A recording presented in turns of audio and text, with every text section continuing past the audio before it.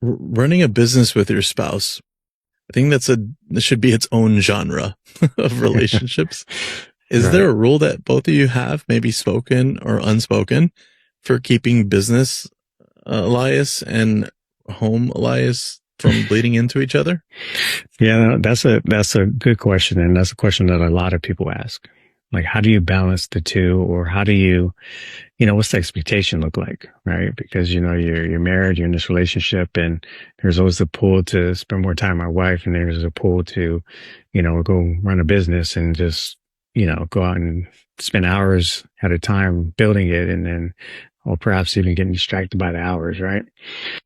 So now I learned early on, man, like you work hard together with your spouse. There's expectations, as far as like, hey, we're going to do this together. So walking in agreement is key. But also having the same, not only just expectation, but same goals, same understandings and values, because there's things that we do together that are just, pretty close knitted, if you will. But yeah, you have to be intentional. So like if I'm working too long, I'm like, yeah, I got to stop.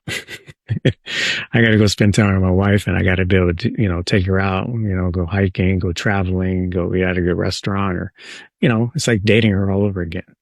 And then got to keep that fire going, got to keep it burning, because, it can definitely go out if you're totally distracted and doing other things that, you're not prioritizing.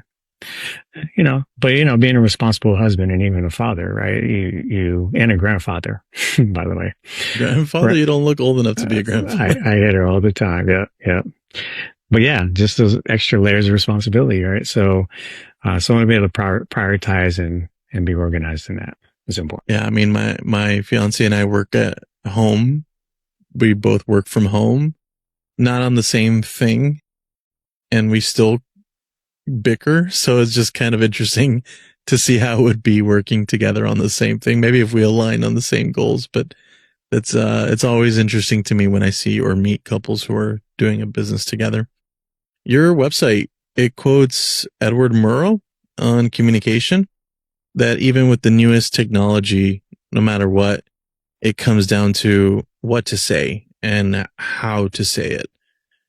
20 years into this career, has your answer to what you say changed more than how to say it? Or is it the other way around? It's both, right? It's still important, right? To know like who your audience is and the message that you're getting out with your brand.